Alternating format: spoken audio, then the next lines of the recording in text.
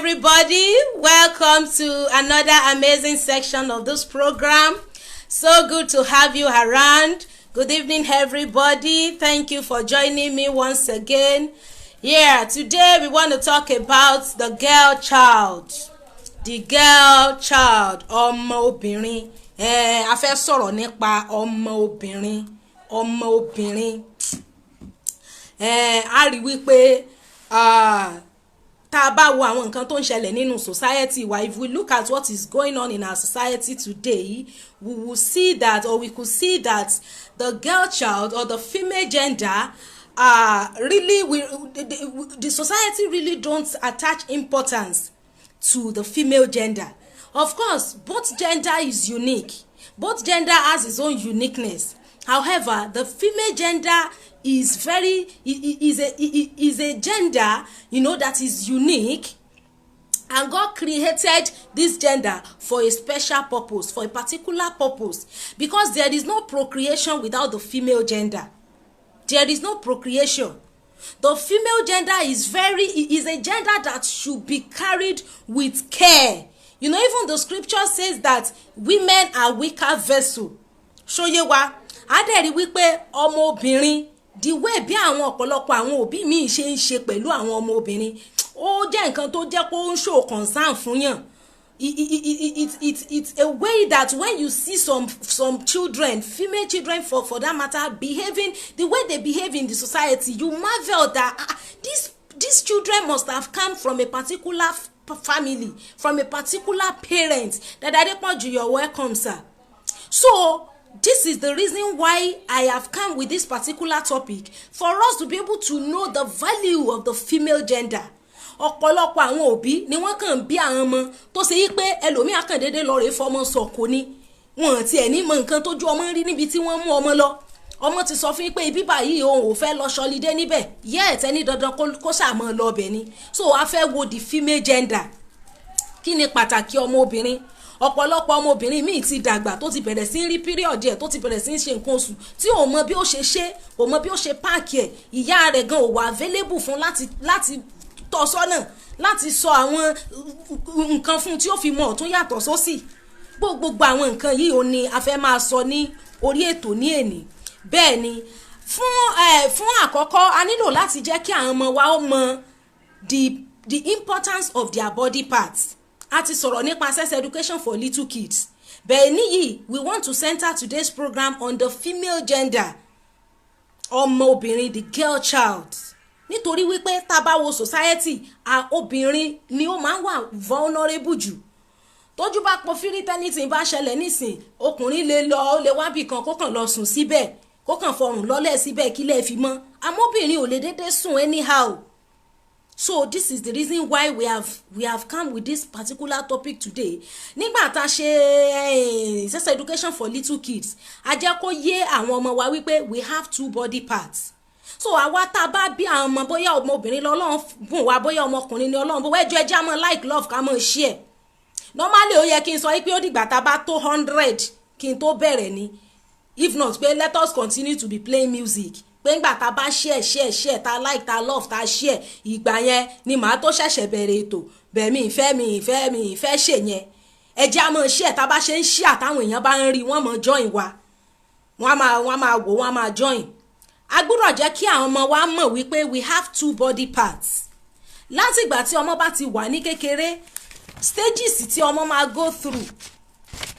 We have the babyhood, which is infancy, from the age of 0 to 5. Then we have childhood, which is 6 to 9. We have adolescence, which is 9 to 13. We have teenagers, which is 13 to 19. Then we have full-grown adults, that is 20 and above. Láti ìgbà tí ọmọ bá ti bẹ̀rẹ̀ sí ní sọ̀rọ̀, tọ́mọ ti bẹ̀rẹ̀ sí ní wà conscious of the environment, we have to let them know the importance of their body parts. Please let us like, love and share. Ẹ jẹ́ like, ká love, ká share. Two parts of the body òun la gbọ́dọ̀ jẹ́ kí àwọn ọmọ wa mọ̀. Láti bí ọmọ ọdún 4 sókè, ìní àwọn ọmọbìnrin ti gbọ́dọ̀ mọ̀ wípé our body is divided into two.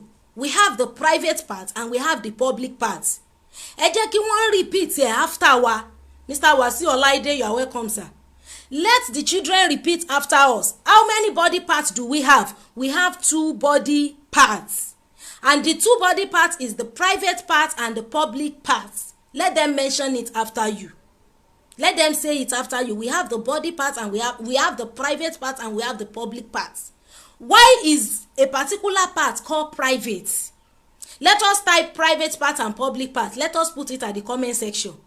We have the private part and the public part. Àwa tá bá fẹ́ fi èdè wa kọ́ wọn, ẹ jẹ́ ká jẹ́ yín wọ́n pé a ní part tó ń pè ní private, a ní part tó ń pè ní public. Kí ló dé táwọn kan fi ń jẹ́ private ni pé it is private because it belongs to me. Let the children repeat after you. It is called private because it belongs to me. Nobody must see it, nobody must touch it, and nobody must play with it. That is the reason why it is called private. Ọmọdún mẹ́rin, ọmọdún márùn-ún, ó lè repeat sentence yẹn tó bá ti bẹ̀rẹ̀ sí lọ léèwé tó ti ń ka gbogbo àwọn nǹkan yẹn. A 5-year-old girl can repeat that. It's a simple statement. It is private because nobody must see it. It belongs to me. Nobody must play with it and nobody must touch it. Tá a bá ti establish yẹn tán pé we have 2 body parts. Then what are the private parts for girls? What are the private parts for girls? Thank you, Mr. Murakinyo Mustafa. Private parts and public parts. Now, we have given them the definition of private. It is private because it belongs to me alone. You will see the children, they will repeat after you. All these are our toddlers, our little kids. They will repeat after you. How many body parts do we have? We have 2. What are the 2 parts? The private part and public part. What are the private parts for girls? The private parts for girls are breasts, bum, vagina, armpits, lap, and so on. Let them repeat all these things after us. Then àwa tá bá fẹ́ kọ́ wọn ní àwọn èdè ní local language wa, ẹ jẹ́ ká pè correct name àwọn private part yẹn fún wọn. Private part obìnrin, òun ni ọmú rẹ̀, ìdí rẹ̀, òbò rẹ̀, abíyá rẹ̀, itan rẹ̀. Kí sì ló dé tá fi ń pè ní private ni wípé ẹnìkankan ò gbọ́dọ̀ rí, ẹnìkankan ò gbọ́dọ̀ fọwọ́ kàn, ẹnìkankan ò sì gbọ́dọ̀ fi ṣeré. A rí wípé bá a bá ṣe ń sọ, àwọn ọmọ yẹn yóò mọ stick sí ọpọlọ wọn. Ìmí bá wà nínú wọn tó kàn ra fọwọ́ lẹ́rán tó ń wò yín báyìí, ó ń gbọ́ nǹkan tẹ́ ń sọ, ó sì ń comprehend ẹ̀. Ẹ lè bi wọ́n léèrè, what are the private parts for girls? What are the private parts for boys? Penis, scrotum, armpit, anus, lap. Ẹ jẹ́ kán mention àwọn parts yẹn. Why is it private? It is private because it belongs to me alone. Nobody must see it, nobody must play with it, and nobody must touch it. Having established that, then we have 2 types of touch. Let them repeat after you. What are the type of touch that we have? We have 2 types of touch. We have the good touch and we have the bad touch. Ẹ jẹ́ ká type in comment section. We have good touch and bad touch.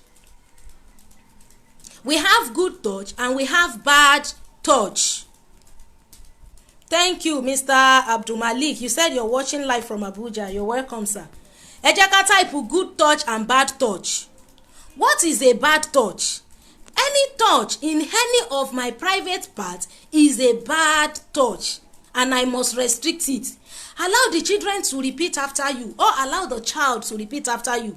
Pé ẹnìkankan tó bá ti fọwọ́ kàn mí ní àwọn ibi tí a dárúkọ yẹn, bóyá ìdí o, bóyá ọyàn o, bóyá abíyá o, bad touch nìyẹn. Ẹ jẹ́ ká jẹ́ kán mọ̀ torí a rí àwọn ọmọ mi ó lè mọ kọjá lọ tẹ́nìkan kan dédé gbáǹdì kí bàdá kan dédé fọwọ́ gbáǹdì ọmọ onímọ̀ nǹkan tí ó ṣe. Ẹ jẹ́ ká jẹ́ kí àwọn ọmọ yẹn ó mọ come on how sensitive their body part is. Let us like and love, please. So thank you, Mr. Abdul Malik. Good touch and bad touch. Then what are examples of bad touch? Any touch in any of the private parts is a bad touch, and the child must restrict it. The child must react immediately. The child must report.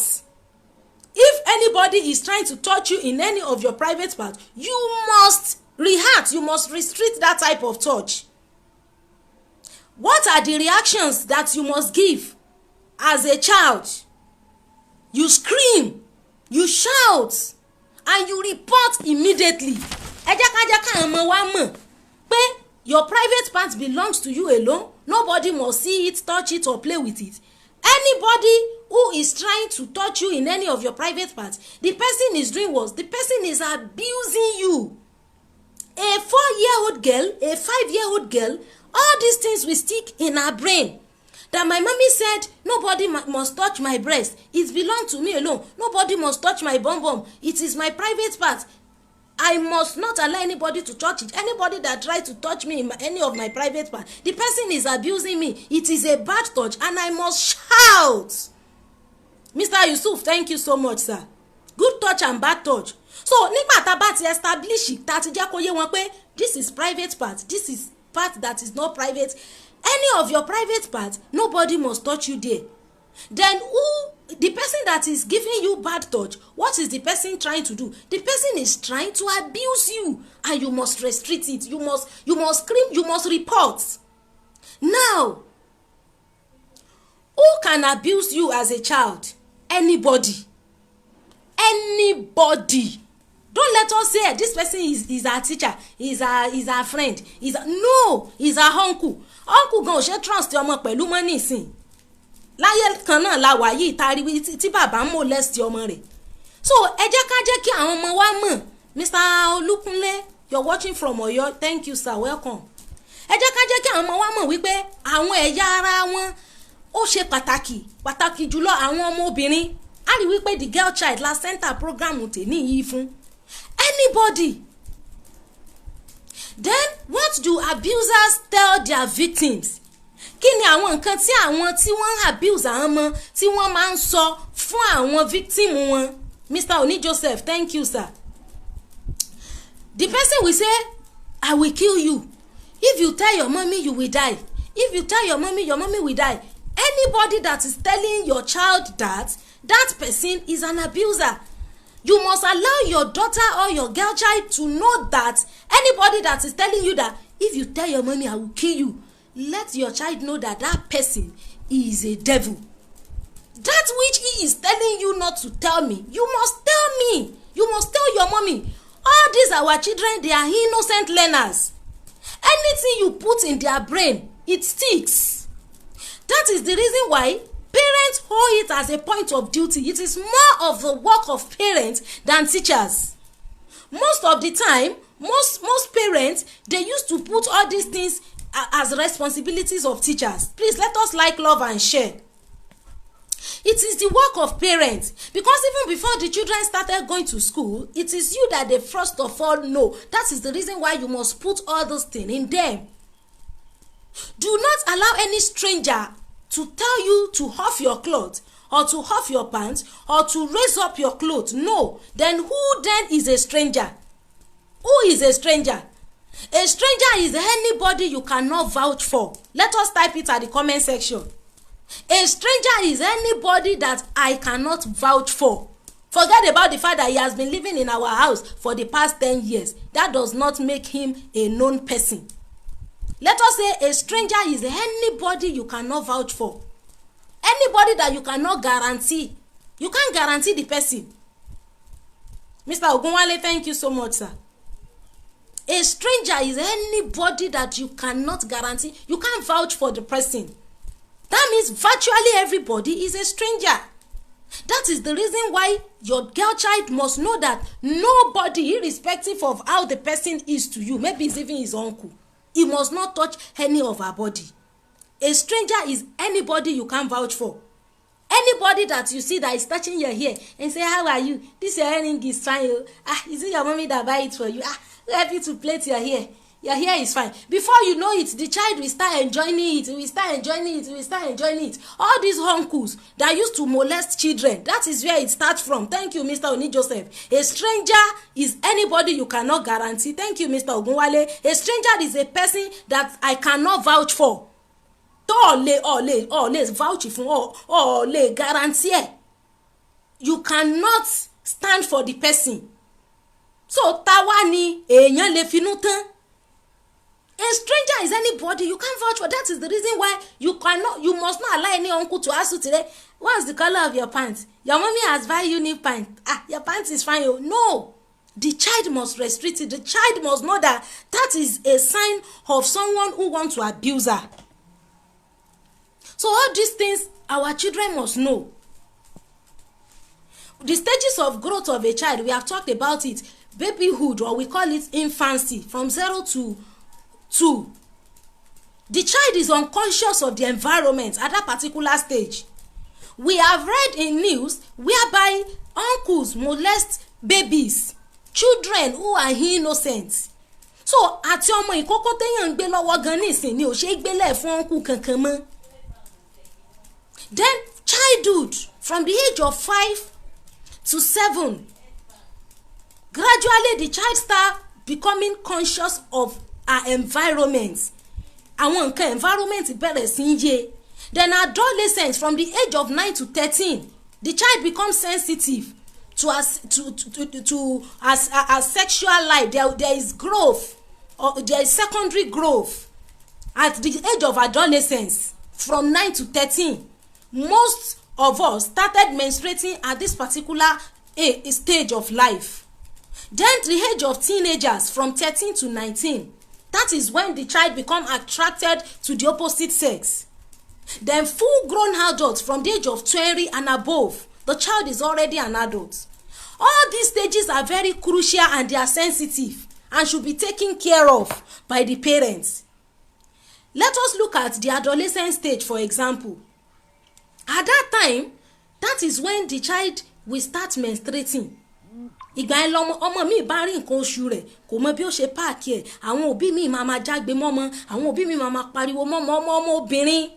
You don't even know what is going on in the mind of the child. You don't know, maybe one uncle somewhere is molesting her, is abusing her. You don't even know. Àwọn ọmọ mi wà tó jẹ́ pé wọ́n bá bẹ̀rẹ̀ period wọn mọ tán ṣe, wọn mọ bí wọ́n ṣe páàkì ẹ̀. Àwọn ọmọ 13, 14. At the age of 9 ni a ti gbọ́dọ̀ mọ kọ́ àwọn ọmọ wa bí wọ́n ṣe nǹkan oṣù, bí wọ́n ṣe mọ páàkì ara wọn tí period wọn bá dé. Torí gbogbo àwọn nǹkan tá à ń jẹ ní ìsinyìí, adolescence ti ń yá, ẹ̀rọ ọmọ 10, 9, 10 mi ó ti bẹ̀rẹ̀ sí menstruate. Ṣóyé wa? So gbogbo àwọn ọmọ wa a gbọ́dọ̀ fojú lẹ̀ pé kí ká wá jẹ́ kí wọ́n lose. We must befriend our children. Àwọn ọmọ wa gbọ́dọ̀ jẹ́ ọ̀rẹ́ wa. Tẹ́ pé kò sí nǹkan tí wọ́n fi pamọ́ fún wa. At that particular age of adolescence, we must allow our girl child to know that your body is important to you. All your body is your private part. It belongs to only you. Nobody must see it or touch it or play with it. Nobody must say, hey, this your earring is fine. Your hair. Is it your mommy that helped you to do this your hair? It's fine. Hey, what did you score in your assignment yesterday? No, the child must take off the hand of that uncle. Let your child know right from the age of 5. Nobody must touch your hair indiscriminately. Because research has revealed that even a 5 or 6-year-old girl child can start feeling hand on her head. Pé ọmọ tẹ́ bá ń fọwọ́ sí orí ẹ̀ báyìí, tó bá yá ọmọ yẹn máa enjoy ọwọ́ yẹn. Then ọmọ tó bá ti bẹ̀rẹ̀ sí ń ṣe nǹkan oṣù, ó ti ní feelings nítorí ó ti ovulate. Kọ́mọ tó menstruate, a mọ̀ pé ká tó menstruate a máa ovulate. And part of the sign of ovulation òun ni increased sex urge. So ọmọ tó bá ti ń ṣe period ó ti ní feelings nìyẹn. Tọ́mọ bá dẹ̀ ti ní feelings bẹ́ẹ̀ yẹn, ọmọ èèyàn gbọ́dọ̀ máa kíyèsí ara, because tí ọmọ yẹn tó bá engage in any discussion pẹ̀lú anybody, the girl child can be aroused because ó ti menstruate, definitely ó ti ní feelings. So a gbọ́dọ̀ prepare àwọn ọmọ wa, pàápàá jùlọ àwọn ọmọ obìnrin, to be sensitive of the environment. Ọmọ tó bá lọ léèwé, ìwé tó bá lọ, ọmọ mi ò lọ léèwé, òbí rẹ̀ ò ní lọ rèé wò pé ṣé ìwé ta ni ó lọ rèé kà yìí gan ló ń kà níbẹ̀. Ẹ jẹ́ like ká mọ love ká dẹ̀ máa share. Torí gbà míì téèyàn bá ń wo program, téèyàn bá ti ń gbádùn ẹ̀yìn ò ní rántí like and love mọ́. Ẹ jẹ́ àmọ́ tẹ like àmọ́ love. Láti kékeré náà ọmọ wa ti gbọ́dọ̀ wà conscious of their body system. Tọ́mọ bá ti pé age of 7, 8 ọmọ obìnrin, ẹ ti gbọ́dọ̀ mọ jẹ́ kó mọ̀ pé nǹkan kan wà tí ń jẹ́ menstruation. So that tó bá rí kò ní dẹ́rù bá. Ọmọ mi bá ń ṣe nǹkan oṣù báyìí, ọmọ ọdún 13, ọmọ ọdún 12, gbogbo ara ẹ̀ ló máa stain. Kò yẹ kó rí bẹ́ẹ̀. Ọmọ tó níyà. gbogbo àwọn nǹkan yìí ọmọ wa gbọ́dọ̀ free pẹ̀lú wa a gbọ́dọ̀ jẹ́ kí ọmọ wa mọ̀ wípé tó bá ti tó àkókò yìí o ó rí nǹkan oṣù rẹ tó bá rí yẹn nǹkan rere ni o kì í ṣe tí ọ̀dà o níjọ́ tó bá rí kó wá sọ fún mi o kò sóbìnrin tí èkì ń ṣe nǹkan oṣù obìnrin tí nǹkan oṣù ó túmọ̀ sí wípé èèyàn lè bímọ ni o ó possible kan ti kọ́ wọn ní school nínú ṣe basic science ni because integrated science nígbà táwa ṣe bí ó dà pọ́n ti change àwọn subject kọ̀ọ̀kan sí ó possible kan ti kọ́ wọn ó sì possible kan mọ́ ti kọ́ wọn but teacher tó máa take bóyá bíi 10 period ní ó take per day báwo ló ṣe fẹ́ rántí pé ọmọ kọ̀ọ̀kan jòkó ṣàlàyé fọ́mọ nípa nǹkan oṣù òbí mi gan wà tó ń gan wà conscious of ara rẹ̀ ra àwọn obìnrin míì wọ́n lọ rèé báwọn kan ṣe náwó wọ́n lọ rèé báwọn kan dáná náwó hòtẹ́ẹ̀ tí wọ́n sùn sí ẹlòmíì ó gbàgbé pátá síbẹ̀ ẹlòmíì ó gbàgbé bra ẹlòmíì ó gbàgbé ṣimí ẹlòmíì àlọlé ọ̀rẹ́ àsùn síbẹ̀ á gbàgbé pátá obìnrin ìyá báwo ni ẹni tó ń gan ò conscious nípa ara rẹ̀ bó ló ṣe fẹ́ sọ fọ́mọ kọ́mọ ó lè mọ bí ọmọ ó ṣe mọ package ara rẹ̀ á rí àwọn ọmọ mi báyìí tí wọ́n ṣẹ̀ṣẹ̀ bẹ̀rẹ̀ sí í ṣe nǹkan oṣù bẹ́ẹ̀ lómi bá yọ nǹkan oṣù lára kò mọ bí ó ṣe jùnù kò mọ bí ó ṣe dispose rẹ̀ so ẹ jẹ́ ká jẹ́ kí àwọn ọmọ wa mọ̀ wípé gbogbo nǹkan ara wọn gbogbo ẹ̀ ló ṣe pàtàkì ọmọ gbọ́dọ̀ wà conscious ọmọ tó bá ń lọ day school tó bá lọ léèwé kó padà wá sílé assignment rẹ̀ kó gbé kó ṣe ọmọ wa ò gbọ́dọ̀ wá ń bì kankan káwọn òbí gan mọ̀ bẹ́ẹ̀ ni àwọn òbí míì wà tí wọ́n bá ní ibo ni lágbájá wà wọ́n mọ̀ bẹ̀ ẹlòmíì ò mọ bí tọ́mọ ẹ̀ wà báyìí nísìn aníṣẹ́ òun á máa ṣọ́ ni yes you as a parent you hold it as a point of duty láti mọ bí tí ọmọ rẹ wà o gbọ́dọ̀ mọ bí tó wà ni àwa gan bá a ṣe wà yìí bá a bá fẹ́ lọ bìkan tá a fẹ́ travel we must tell our parents I'm going to this place I'm traveling to this place mélòó wá làwọn ọmọ tí ò bá tí ì pé 20 ọdún is still a child ẹ má jẹ́ ká jẹ́ kí civilization kó wá bò wá lójú pé àmọ́ sí gbogbo nǹkan náà mọ̀ èkó ní ìdí no a child is a child a 19-year-old girl is a child ẹ má jẹ́ kí àwọn ọmọ ká wá jẹ́ kán lùsì débi wípé àti ẹ̀ níbi wọ́n lè rí ibo ni wọ́n wà ibo ni wọ́n rìn sí ẹ ra àwọn obìnrin míì tí bóyá lọ rè ṣe patí wọn lọ rè ṣòde ẹlò ẹ ra wọn ṣimí ẹ ra wọn bra ẹ ra àwọn tube tí wọ́n gbàgbé síbẹ̀ alẹ́ lè wọ́n ń ta àwọn èlò rè rà mí ẹ mọ̀ sọ bẹ́ẹ̀ ọlọ́mọdé wà láàmú gbogbo ara obìnrin òun ní owó ìgbà kan wà tí wọ́n ní wọ́n mú pátá wọ́n fi pátá ṣe nǹkan wọ́n fi pátá sóògùn gbogbo àwọn nǹkan yẹn la gbọ́dọ̀ kọ́ àwọn ọmọ wa àwọn ọmọ tí wọ́n bá ti bẹ̀rẹ̀ sí ní ṣe nǹkan oṣù ó tiẹ̀ tó di pé wọ́n bẹ̀rẹ̀ sí ní rí nǹkan oṣù wọn láti gbọ́dọ̀ jẹ́ kó yé wọn nǹkan tí ọmọ lè lò láti lè ṣe nǹkan oṣù rẹ̀ a mọ̀ wípé àlówó bákan náà láyé àtijọ́ nígbà yá àwọn baba ńlá wa àwọn ìyá àgbà yẹn àwọn ìyá àtijọ́ yẹn pieces of cloth ni wọ́n máa ń lò ọmọ tí ò bá sí agbára láti ra páàdì fún ẹ jẹ́ kí a kọ́ àwọn ọmọ bí wọ́n ṣe lè lo sanitary towel láti fi lè lo láti fi ṣe nǹkan oṣù wọn tí wọ́n sì páàkì ẹ̀ tí wọ́n ó fọ̀ tí ó mọ́ nígbà yẹn àwọn aṣọ yẹn a máa ń tọ́jú rẹ̀ gan ju aṣọ tá à ń wọ̀ lọ nígbà míì wàá fọ̀ wàá lọ wàá ṣe gbígbóná iron tún máa pa gbogbo àwọn germs tó wà bẹ́ẹ̀ ọmọ aka akópamọ́ gbogbo nǹkan yẹn ó ṣe pàtàkì irú aṣọ yẹn wọ́n ń sa síta ọmọ mi á ṣe nǹkan oṣù aṣọ tó fi ṣe nǹkan oṣù á sa síta láyé tá a wà yìí tí gbogbo àwọn èèyàn fẹ́ they just want to become rich overnight so gbogbo ọmọ wa gbọ́dọ̀ wà conscious of gbogbo bí wọ́n gbọ́dọ̀ para mọ́ ọmọ obìnrin èyí tó bá jẹ́ tissue paper ló fẹ́ lò kó dispose ẹ̀ properly èyí tó bá sì ń lo páàdì kó mọ̀ yọ páàdì lára kan lọ jù sínú dustbin ó gbọ́dọ̀ dáná sun páàdì ni kí ọmọ ká fún ọmọ ní kerosene kó kó àwọn páàdì ẹ̀jọ́ kó dáná sun níta kó jóná gúrúgúrú kó kú eérú kó mọ̀ kùn kankan níbẹ̀ mọ́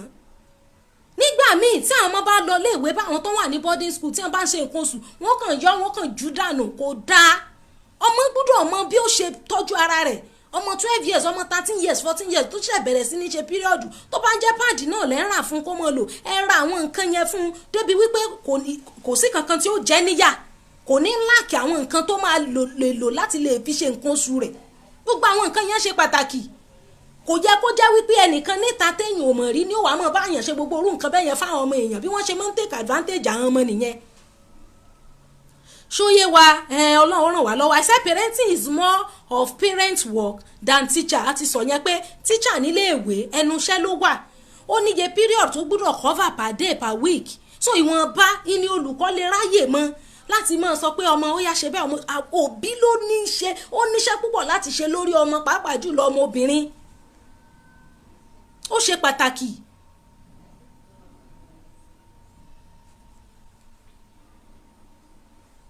I said during adolescence, the girl child needs mentorship. Ó need the right mentorship so that nínú adolescence yẹn, ibẹ̀ ni ọmọ ti máa mọ̀ wípé òun ti ní tendency láti lè lóyún, òun ti ní tendency láti lè bímọ. Fún díẹ̀ yìí ńkọ́, a dẹ̀ sọ pé ọmọ tó bá ti ń ṣe nǹkan oṣù, ó ti ń ovulate, ó mì pé ó ti ní feelings nìyẹn. Tó bá yá ọmọ yẹn máa wà attracted to the opposite sex. That is the reason why a gbọ́dọ̀ befriend ọmọ wa gẹ́gẹ́ bí ìyá. Àwọn bàbá ò ní much because ọmọ bá rí nǹkan oṣù ní ìsìn, ṣé bàbá rẹ̀ ní ọlọ́rẹ̀ sọ fún ni? Ṣé bàbá sọkùnrin ṣe nǹkan oṣù ni? Women, mothers must make themselves available for the girl child. Àwọn òbí mi wà, wọ́n mọ̀ gbà tọ́mọ wọn ṣe nǹkan oṣù, wọ́n mọ̀ gbà tó ṣe nǹkan oṣù last month, wọ́n mọ̀ gbà tí ó ṣe tóṣù yìí. Òbí mi ò tiẹ̀ mọ̀ pé ọmọ òun ti bẹ̀rẹ̀ period báyìí, ọmọ mi ti menstruate láti bí oṣù bí mélòó àbọ̀dún bí ìyá rẹ̀ gan ọmọ. Tí ò yẹ kó rí bẹ́ẹ̀, a gbọ́dọ̀ mọ ọmọ wa, a gbọ́dọ̀ mọ everything nípa wọn. Kò gbọ́dọ̀ jára àtàkàn ní ọmọ wa sọ fún wa. So mo ní train her how to pack herself so as not to get stained. Ọ̀pọ̀lọpọ̀ àwọn ọmọ tí wọ́n wà ní GS1 GS2 yẹn ni wọ́n máa ń wà at the beginning of their menstruation. Ọ̀pọ̀lọpọ̀ wọn bá jókòó aṣọ school wọn máa stain ni, nítorí wípé period wọn tí wọ́n ti bẹ̀rẹ̀ wọn ò mọ bí wọ́n ṣe páàkì ẹ̀, wọn ò rẹ́ni ṣàlàyé fún wọn. Òbí mi gan ráàyè, òbí mi gan bọ́mọ bá ń bá sọ̀rọ̀ báyìí ó lè lẹ́jọ́ ọmọ ti pọ̀ jù. So wá rí wípé gbogbo irú àwọn nǹkan yẹn ó ń fa ọ̀pọ̀lọpọ̀ àwọn dàrúdàpọ̀ nínú ọkàn ọmọ, tọ́mọ gan ò sì nílé ròyìn rẹ̀. Òbí mi gan ò wà sensitive of ara tó ń gan fúnra rẹ̀. Mo ní tell her how to use different sanitary cloths, tissue or even pad. Gẹ́gẹ́ bí mo ṣe sọ, ọ̀pọ̀lọpọ̀ òbí kọ́ ni, kì í ṣe gbogbo òbí ló lè afford pad fún ọmọ. Tọ́mọ ò bá lè lo pad, ọmọ lè lo pieces of cloths, sanitary towel, gẹ́gẹ́ bí àwọn ìyá àtijọ́ yẹn ti máa ń lò. Ọmọ lè lo tissue. Àwọn ọmọ kéékèèké yẹn flow wọn ò kí tí ń heavy. Ẹ jẹ́ ká kọ́ wọn bí wọ́n ṣe pack ẹ̀, ẹ jẹ́ ká ra pants fáwọn ọmọ tí ó jẹ́ pé wọ́n lè máa rí fi change tí wọ́n bá yọ pad lára, wọ́n mọ bí wọ́n ṣe dispose ẹ̀. Tó bá jẹ́ tissue paper ni wọ́n mọ bí wọ́n ṣe flush ẹ̀ out. Wọn ò kí ń flush pad torí ó máa dí toilet ni. Ó máa ń dáná sun ẹ̀, á rẹjọ sínú nylon, á di pamọ́, á dẹ̀ sun nǹkan rẹ̀. Gbogbo nǹkan tí ń bẹ lára obìnrin gbogbo ẹ̀ ló wà sensitive. A gbọ́dọ̀ jẹ́ kí ọmọ wa kí wọ́n wà gẹ́gẹ́ bí aláìtì ẹ̀wà lólùṣọ́. Ṣóyé wa. Then train her how to clean up. Buy her different underwear. Ọmọ mi máa rùn ni. Tọ́mọ mi bá ń ṣe period tó ń ṣe nǹkan oṣù, gbogbo ara ẹ̀ máa rùn, gbogbo aṣọ ẹ̀ máa rùn ni. Òbí mi ò ní rọṣẹ fọ́mọ. Ẹni tó bá ti bí ọmọ obìnrin, ó ti mọ̀ pé owó la bí, òun bí owó ló bí. You have to buckle up and be able to take care of your child, of your girl child for that matter. Ọkùnrin ò ní much problem, ọkùnrin ò kí ń ṣe nǹkan oṣù ti wọn. So ẹ kọ́ àwọn ọmọ yẹn bó ṣe máa clean up, bó ṣe máa tamba, bó ṣe máa fọ gbogbo ara wọn, so that gbogbo ẹ̀jẹ̀ yẹn á clean up, wọ́n á pack. Tẹ́ pé ẹ̀ lè feel wípé ọmọ ń ṣe period. It's a shame nígbà tí ọmọ bá dìde tí gbogbo ara ẹ̀ ti wá stain, tó wá rí bẹ́ẹ̀ lónìí tó tún di next month the same thing. So gbogbo orú àwọn nǹkan yẹn iná ọmọ wa gbọ́dọ̀ mọ̀. Then teach them how to dispose their used pad is very important. Gbogbo àwọn nǹkan oṣù tán àwọn èèyàn ń ṣe, ẹlòmíì wọ́n ní ó lọ rè mú nǹkan oṣù wá.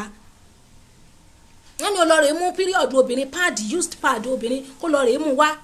Ọlọ́run ní jórí wo gbàbọ̀dé, orí ọmọ wa náà ní gbàbọ̀dé. Ṣóyé wa. Teach her that not to allow any man to either touch her or sleep with her until in the future when she gets married. Because nta bá ti fi kọ́ ọmọ láti kékeré yín lọ mọ́ dàgbà pẹ̀lú gbogbo àwọn private part and public part tá ń sọ yìí. Táwọn ọmọ wa bá ti mọ̀ tí wọ́n ti ní nínú ọpọlọ wọn, ìwọ̀n abalẹ̀ nìkan kan ó tàn wọ́n jẹ mọ́. Gbogbo àwọn ẹ̀kọ́ tí wọ́n kọ́ wa lásìgbà tá a ṣì wà ní kékeré ń bẹ lórí ìwádìí sìn. Tọ́mọ bá ti dàgbà kò sí bẹ́ẹ̀ ṣe fẹ́ kò ṣeé ṣe ń jì mọ́. So wá rí wípé gbogbo àwọn nǹkan yẹn ló ṣe pàtàkì. You need befriend your girl child such that she can never keep anything from you. A rí ọ̀pọ̀lọpọ̀ àwọn ọmọbìnrin mi wọ́n free mọ́mọ́ wọn nínú ilé.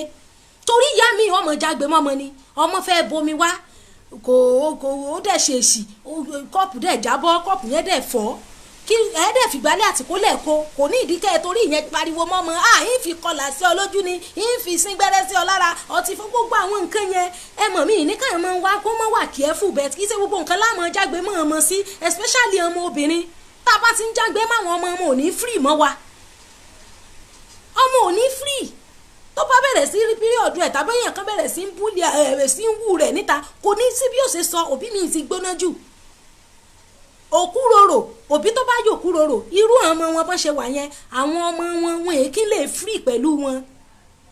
When a parent is too harsh, when you are too harsh on your girl child, there is no how the child can be free with you. Maybe she just see her period, she has never menstruated, she just see her menstruation for the first time. She doesn't know how to pack her body, she doesn't know what to use, she doesn't know what to do, she will just be going. People will start bullying her, all these boys, they will start. No, your child must know that there is a time that she will start to menstruate. Right from the age of 8, 9, 10, start telling your girl child that you will start menstruating, and this is what you will be using. Any day the child sees the blood, she will run to you and come and tell you. So our girl child we must handle them with care. We must not allow them to be loose, such that when they start discovering strange changes in their body, change from child to adulthood, this adolescence thing, it will not be new to them. They have already been told. I say create time to have relationship with your girl child. Your children are your future. A man can belong to as many people or as many women as he likes. Your child is your own. Your child cannot be child of somebody else. Yes, that's why you have to take care of that child. You must have relationship with your girl child. Ọmọ wo obìnrin a gbọ́dọ̀ ní good relationship pẹ̀lú wọn. A gbọ́dọ̀ jẹ́ ìyá tẹ́ pé ó ti ja òkúròrò. Ọmọ ò ní lè sọ̀rọ̀ fún wa. Èèyàn kan toast ọmọ ò ní lè délé sọ. You see some girl child, you see men beating their bum, beating their body, touching them indiscriminately. The child does not even know what to do. If a child has been trained from a house that your body, your private part belongs to you, nobody must touch you. Even both the private and public part, nobody will dare touch that child outside. The child will restrict it immediately. It is even a touch not. Because the standard that has been set for the child. So all these things, we must have a relationship with our girl child. There is no child that will pass through us that will not have relationship with us. All these are our little kids. And let me tell us today that all of us in the society, it is our duty to take care of every child we see. Yes, whether it's your child, whether it's not your child, once you see anything with a child, you have to stand for that child. Because you don't know, maybe that child is the person that God has raised to deliver some people from bondage. So that is the reason why every child counts. All of us, we must be advocates for children, especially the girl child. So indiscriminately. That is rubbish. That's the reason why we must stand against it. I said create time and have good relationship with your girl child. Ask her view about boyfriend stuff. Hear her out. You understand? And let your own view be established. Most of our girls, they have started making friends, especially the teenagers. Those ones from the age of 15, 16, 17, 18, they have friends who they've started having these boyfriend, girlfriend things. You ask her, know the friends that your child keeps. Who are the friends of this your girl child? Who are those people you relate with? Do they have boyfriend? Do they have girlfriend? How do they relate among themselves? Let your girl child know that when you are ready to get married, that is when you have relationship. You talk, fine, you relate with people. You go to school where you see both gender, they relate. But the child must attach, she must know that there is an importance that is attached to her body parts.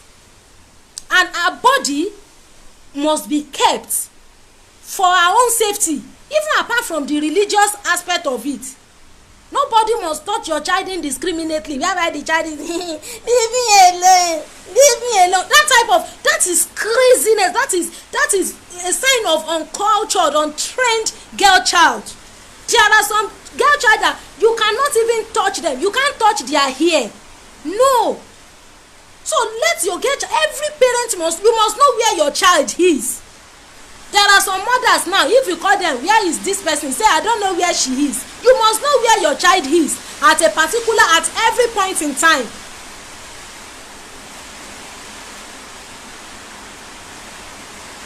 I said you don't have to always shout on your girl child. If not, she will not be free with you. The girl child will not be free with you if you are the type that always shout on her. Because our generation is waiting for us.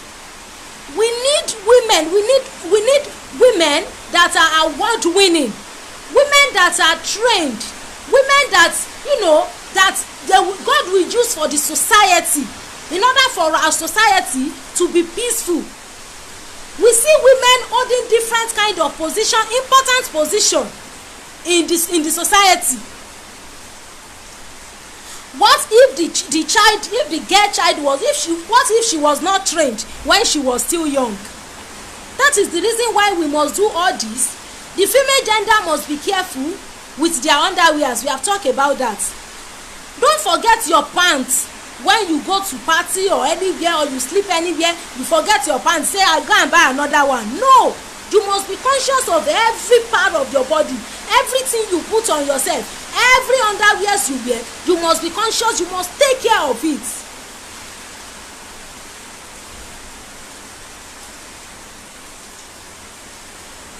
Then all these parents that used to take their child for housemaid, they should be careful. Most of these children that are being taken for housemaid, they go and turn them to sex slave. A lot of them, they will say, don't worry, she will go to school, we will send her to school. It is a lie. A lot of things. All these children, they are going through hell.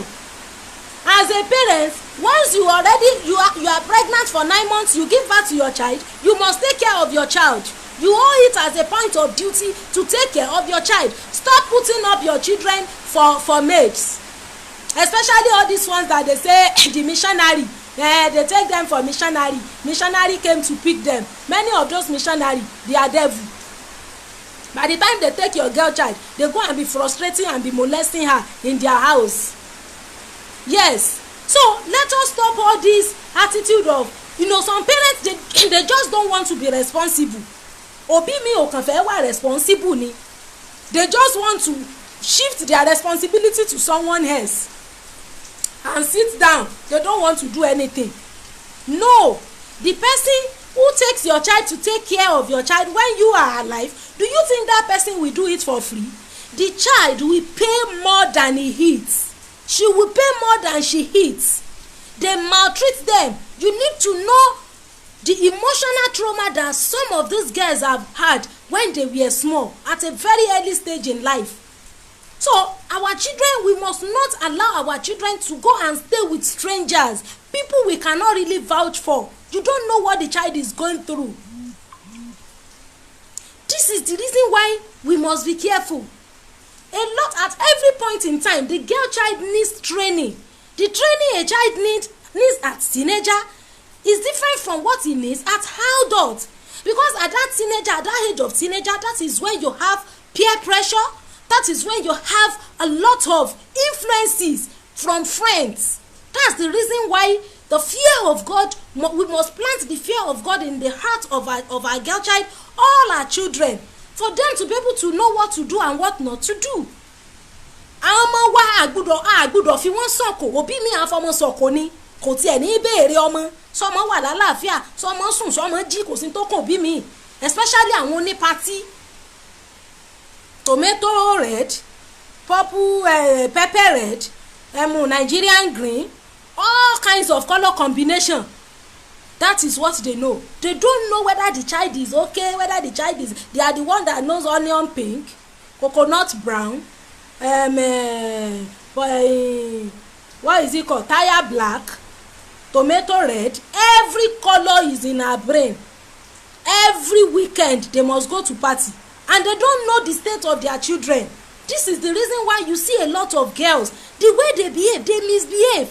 They have been introduced to early sex right from the age of 13, 12. You start wondering, you understand? And you start thinking that at the age of 12 you were somewhere, running up and down because you want to do your assignment.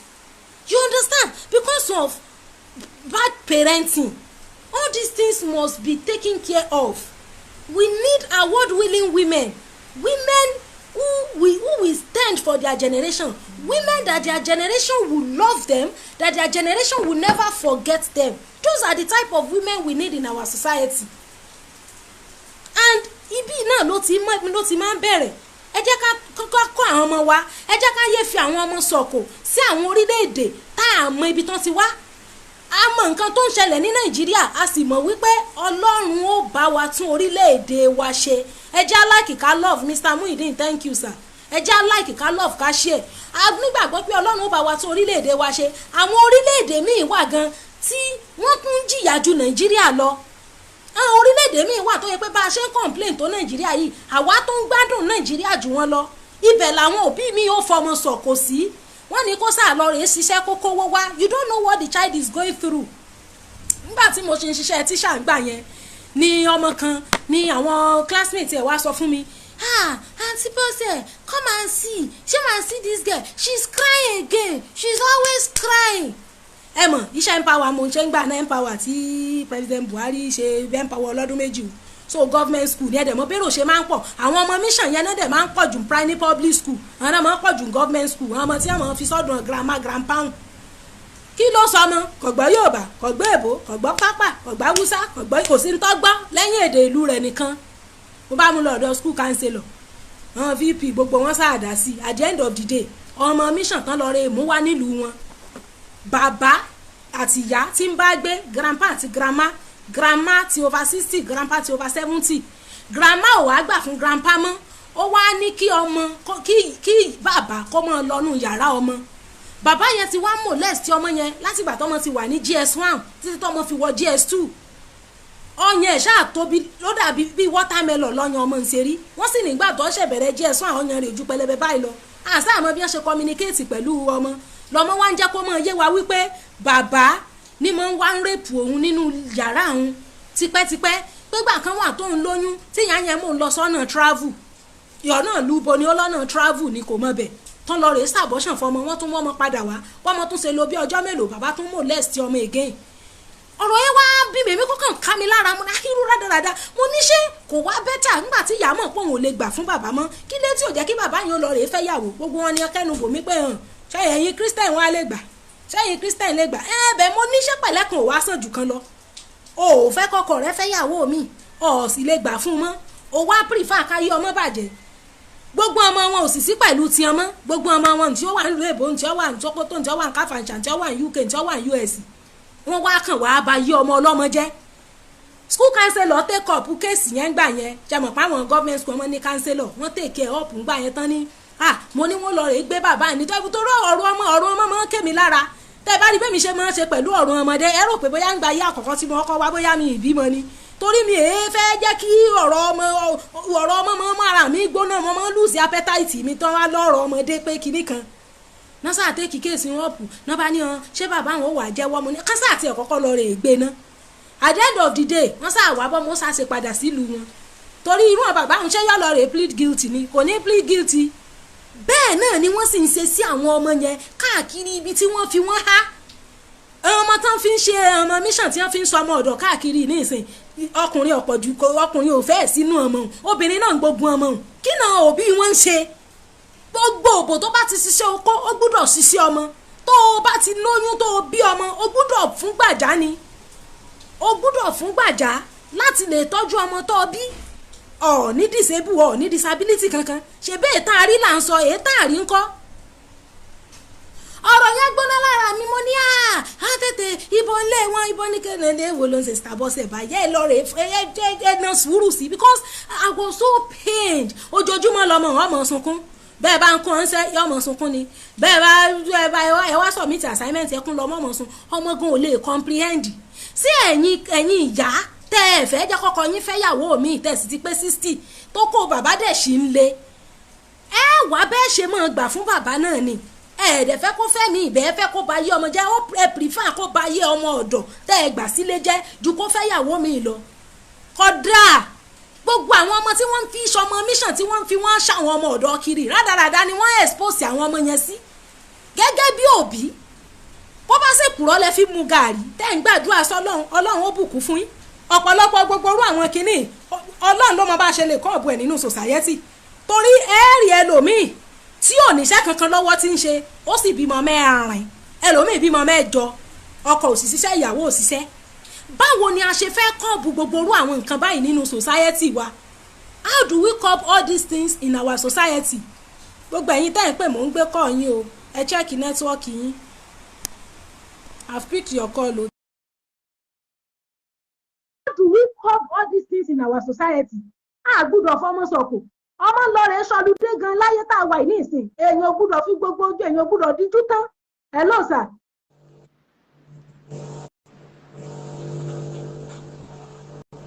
ẹ kúrò lẹ́sà.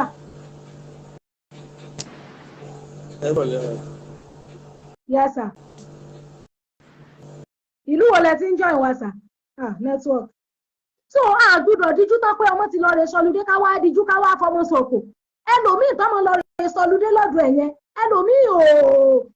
ẹlòmíì ní lakadásíkà attitude tí ò ní wà conscious of ọmọ tójú ẹ̀ tí ò jẹ́ ẹ̀mí tí ò ní kíá ọ̀pọ̀lọpọ̀ àwọn ọmọ tá à ń fi sọ̀kò kiri ẹlẹ́rìí sámú ẹ̀dẹ̀ bí ẹlẹ́rìí ṣiṣẹ́ ń bí rádaràdá ni wọ́n expose àwọn ọmọ yẹn sí ẹlòmíì báyìí tí ó bá fọmọ ní 1 plate of rice yóò rí wípé nǹkan tó ń ti gbà lára ọmọ yẹn ó ju 1 plate of rice tí ó gbé fún un lọ.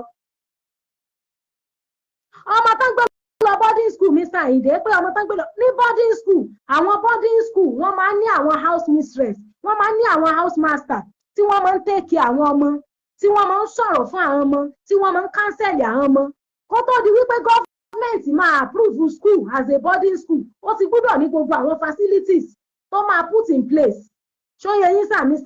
Ayinde ẹni ma what of girl child from GS1 taken to school to boarding school bẹ́ẹ̀ ni gbogbo boarding school ló ní rule and regulation tí wọ́n fi ń tọ́jú àwọn ọmọ so kò sí bí ọmọbìnrin tá lọ sí boarding school tí ò ní sí àmójútó máa ń wà fún wọn so gbogbo àwọn nǹkan yìí ló ṣe pàtàkì àwọn ọmọ míì wà tó ṣe pé láti kékeré ni wọ́n ti damage mental health fún wọn tí mental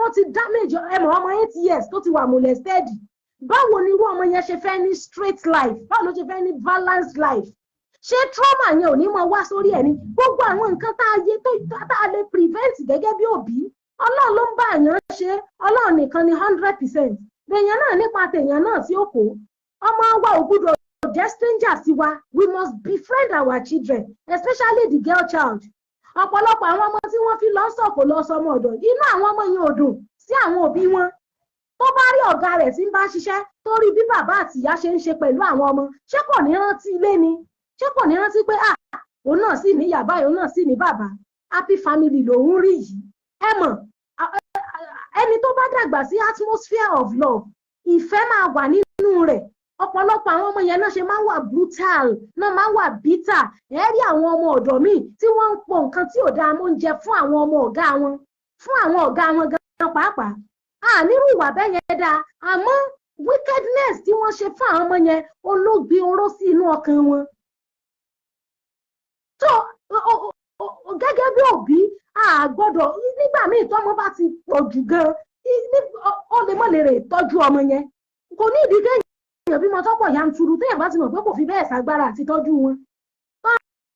ọmọ téèyàn bí èèyàn ọmọ tí ó dáa fún jù láàrin ọmọ I'm telling you torí fingers are not equal that is the reason why we must allow our children we must let our children be free with us and we must give them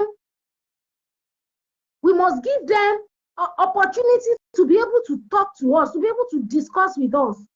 So gbogbo àwọn nǹkan yẹn ó ṣe pàtàkì especially fún ọmọ obìnrin a gbọ́dọ̀ tí ẹ fi breathing space kalẹ̀ lẹ̀ fún àwọn ọmọ láti wà loose nítorí ọjọ́ iwájú wọn. Ọ̀pọ̀lọpọ̀ àwọn ọmọ tí wọ́n torí wọ́n pé tí wọ́n ní wisdom tí wọ́n wà intelligent, gbogbo àwọn emotional trauma tí wọ́n ti wà exposed sí láti kékeré ó ló fà á tí wọn ò fi ní stable mentality. How about sex education from primary school level to SST? Bẹ́ẹ̀ ni Mr. Ademola Achiever àti ṣe sex education for little kids lórí péjì wa. We have done it. Láti kékeré ládẹ̀ tí ló ti ẹ ká máa train àwọn ọmọ, ká máa sọ fún wọn, ẹ má jẹ́ á máa pe àwọn sex organ yẹn ní àdàpè, ẹ jẹ́ á máa pe correct name wọn, so that àwọn ọmọ yẹn á lè free láti pè é, àwọn ọmọ yẹn á lè free pẹ̀lú wa. Tíṣà kan ò lè dédé mọ́ ọmọ kan kó lọ mọ́ fọwọ́ kan kó ẹ̀ kó mọ́ fọwọ́ kàn díẹ̀ kó mọ́ fọwọ́ tẹ ọyàn ọmọ. No, ọmọ ti mọ̀ wípé this is my private part, nobody must even touch it. Ẹ jẹ́ ká kó àwọn ọmọ wa bí wọ́n ṣe ń tàǹbà. Ọmọbìnrin mi ò lè tàǹbà tí ó tọ̀ tán tí ó yàgbẹ́ tán tó ṣẹ̀ṣẹ̀ mọ tó mọ bí ó ṣe tàǹbà. Ọmọ kékeré tá a sì ń gbé lọ́wọ́ tó sì mọ mú ìkókó a sì lè tàǹbà fún yẹn.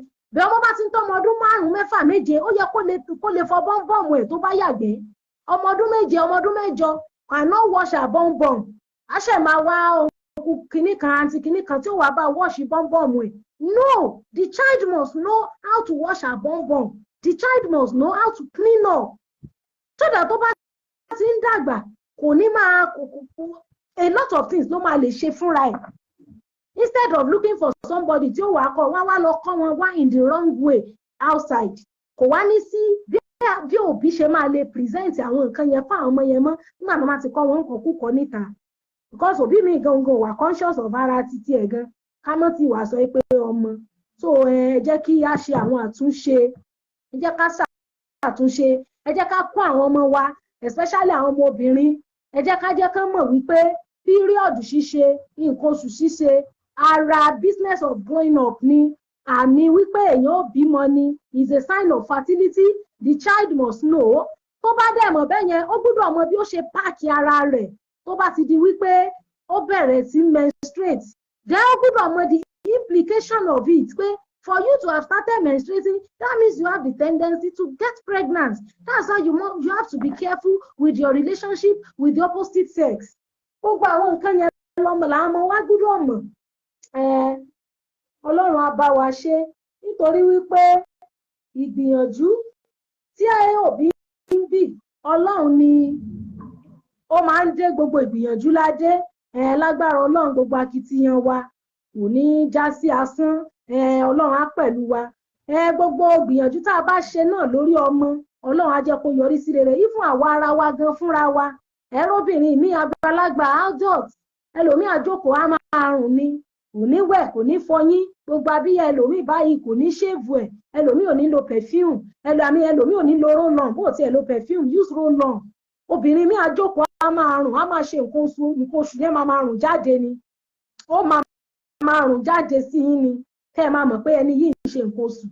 Kò yẹ kó rí bẹ́ẹ̀. Obìnrin gbọ́dọ̀ clean. Ọ̀pọ̀lọpọ̀ obìnrin míì gan ó dọ̀ ló fà tó kó ọkọ rẹ̀ fi kú torí sex organ tó bí jù tí ń bẹ lára gbogbo èèyàn láyé yìí ó ní ọpọlọ. Erection tẹ́ ẹ̀ ń rí yẹn àti inú ọpọlọ ló ti ń wá.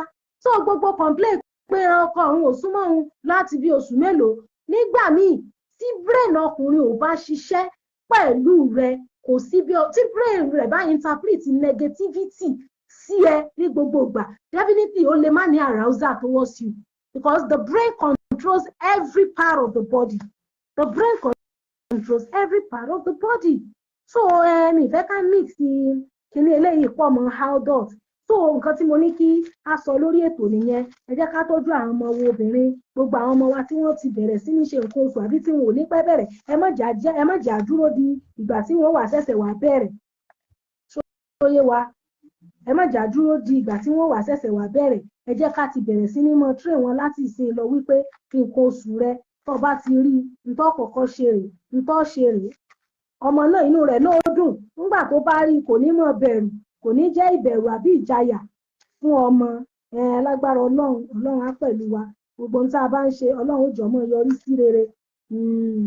So àwa tá a bá fẹ́ pè wọlé ẹ já try láti pè tá a bá dẹ̀ ní ẹni tí ó fẹ́ pè a máa fi eléyìí ṣe àlọ ẹ má jẹ́ kí á gbàgbé àwọn programs wa tí a ṣe a máa ṣe màá upload flyer yẹn ní tí wọ́n ti parí show yìí I will upload the flyer so that we will see it a fẹ́ ṣe show ní 4 p.m. lọ́la pẹ̀lú àwọn tẹlifíṣàn tí rédíò àwọn channel kan so I connect so that we will be able to enjoy the program together.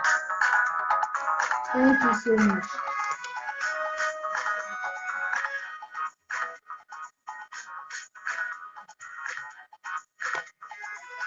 Music on tunesjam.com.